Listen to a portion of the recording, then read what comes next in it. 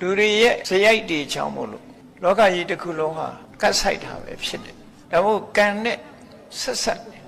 အရာခသိဟာကံနဲ့ဆက်ဆက်ဘယ်လိုဆက်ဆက်တုံးဆိုမြတ်စွာဘုရားလည်းဒါတွေကိုခေါ်ထားတာပါလူတွေရဲ့လုံရမှန်ကန်တဲ့လမ်းကြောင်းကိုလူတွေသွေးဖီးလာပြီဆိုလို့ရှိရင်လူတွေကိုဒဏ်ခတ်တဲ့အနေနဲ့သဘာဝတရားကြီးကလည်းလူတွေကိုပြန်ပြီးတော့ဒုက္ခပေးလာလို့ကတ်ဆိုတဲ့သဘောတရားဟာကပ္ပဆိုတဲ့စကားလုံးကလာကပ္ပဆိုတာအချိန်ပိုင်းအတိုင်းအတာတစ်ခုအချိန်အတိုင်းအတာတစ်ခုကိုကပ္ပလို့သူတို့ခေါ်တယ်ဩဃတကရောကျိုးထဲမှာဆိုတဲ့ရှိကြတယ်အပယ်၄ပါးကတ်၃ပါးဆိုကတ်၃ပါးဆိုတာမိုးခေါင်လို့စိုက်လို့ပြိုးလို့မရတဲ့အခါမှာလူတွေရဲ့စမ်းနှံ့ရိတ်ခါဖူလုံမှုမရှိတာဖူလုံမှုမရှိခြင်းကြောင့်လူလောက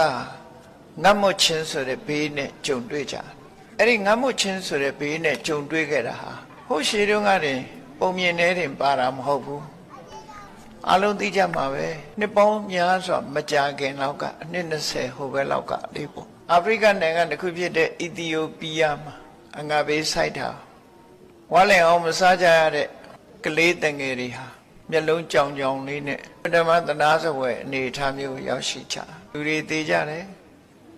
အဲ့ဒါကိုစာပေမှာဒုဗ္ဗိခန္ဓရာကတ်လို့ခေါ်တယ်အဲ့ဒီဒုဗ္ဗိခန္ဓရာကတ်စိုက်ခြင်းဟာလည်းဘာဝကြောင့်ဖြစ်တယ်လို့တော့ပြောလို့ရတယ်သို့တော့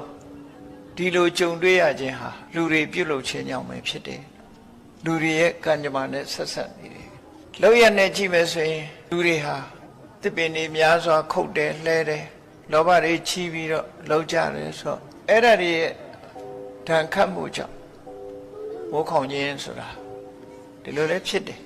မြတ်စွာဘုရားထောက်ပြတဲ့အကြောင်းအရာနဲ့ပြောမယ်ဆိုရင်လောကမှာဥစီဥဆောင်ပြုလုပ်နေကြတယ်နိုင်ငံတကာမှာကိုယ်နိုင်ငံနဲ့ကိုယ်အသီးသီးခေါင်းဆောင်နေကြတဲ့ခေါင်းဆောင်ပုဂ္ဂိုလ်တွေဆိုအဲ့ဒီခေါင်းဆောင်ပုဂ္ဂိုလ်တွေကတရားဥပဒေနဲ့အညီမကျင့်သုံးဘဲနဲ့အာရမမတရားမှုတွေနဲ့တွားနေပြီဆိုလို့ရှိရင်သူ့ရဲ့ဝန်ထမ်းတွေကလည်းမတရားမှုတွေနဲ့တွားလာတယ်ခေါင်းဆောင်ကတရားကင်းမဲ့လာတဲ့အခါကျတော့နောက်လိုက်တွေကလည်းတရားကင်းမဲ့လာအဲ့ဒါလို့ဟိုချုပ်တဲ့ပုဂ္ဂိုလ်တွေကတရားကင်းမဲ့လာတဲ့အခါတိုင်းသူပြည်သားတွေကပါလိုက်ပြီးတော့တရားကင်းမဲ့တဲ့အနေအထားမျိုးရောက်လာအဲ့လိုတရားကင်းမဲ့သွားတာဟာဒါသဘာဝကြီးတစ်ခုအနေနဲ့ပြောတာမြတ်စွာဘုရားဥပမာပေးဟောတဲ့နေရာမှာရှင်းတဲ့ဆောင်နွားလာအဖြောင်းသွားမှနောက်နွားတက်တဲ့အဖြောင်းလိုက်ရှေ့ကသွားတဲ့နောက်လိုက်ကြတာလူလောကကြီးကရှေ့ကလှုပ်တဲ့ကိုကြည့်ပြီးလှုပ်ကြတယ်လှုပ်ကြတဲ့အခါကျတော့လူတွေကတရားပြက်လာအဲ့ဒီတရားပြက်မှုကိုအကြောင်းပြုပြီးတော့ပြိဝတ္တတွေကမမှန်မကန်ဖြစ်တယ်တဲ့မှန်မကန်ဖြစ်တော့လေတိုက်ခတ်မှုတွေကလည်းမှန်ကန်မှုမရှိဘူးမှန်ကန်မှုမရှိတဲ့အခါအကြောင်းတစ်ခုကဘာဖြစ်လဲလို့ဆိုရင်ကောင်းကင်ယံမှာလူသားတွေရဲ့မျက်စိနဲ့မမြင်နိုင်တဲ့နတ်တွေနေထိုင်တဲ့ဘုံဗိမာန်တွေရှိသူတို့ကလည်းလူပြည်မှာမျိုးပြတွေစီမံကိန်းတွေထားတယ်လို့ပဲသူတို့လည်းစနစ်တကျဗိမာန်တွေရဲ့တည်ရှိပုံကစနစ်တကျရှိတယ်တဘာဝလေတွေတိုက်ခတ်တဲ့အခါမှာဘုံဗိမာန်တွေဘက်ကိုမတိုက်ဖဲနဲ့ဘုံဗိမာန်မရှိတဲ့နေရာလမ်းကြောင်းတွေပေါ်မှာလေကတိုက်တယ်ပုံမှန်အားဖြင့်ဆိုလေသွားတဲ့လမ်းကြောင်းကတသက်ရှိ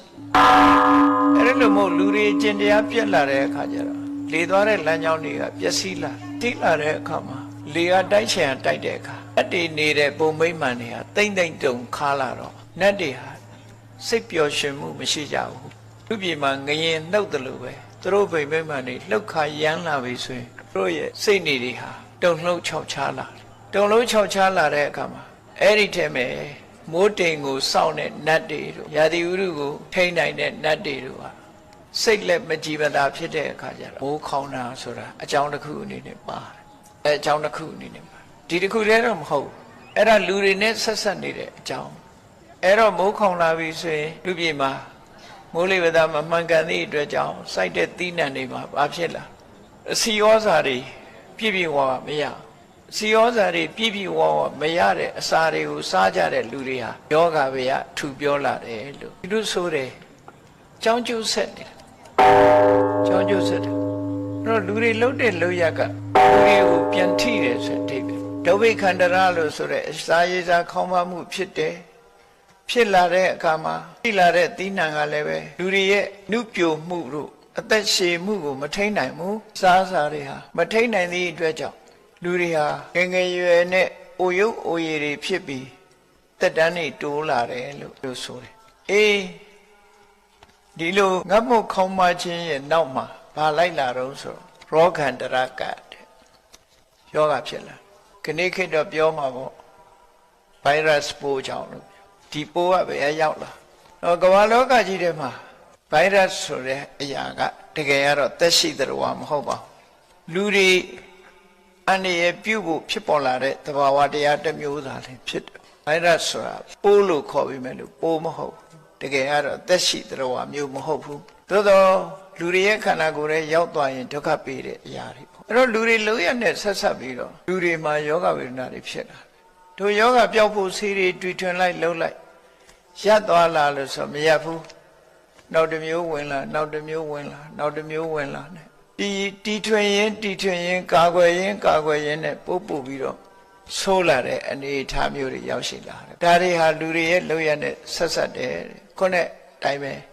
ပြောတဲ့အတိုင်းမလုပ်ဘူးလုပ်တဲ့အတိုင်းမပြောဘူးကောက်ကျစ်တယ်လိမ်ရတယ်ဆိုတဲ့သဘောတရားတွေဟာ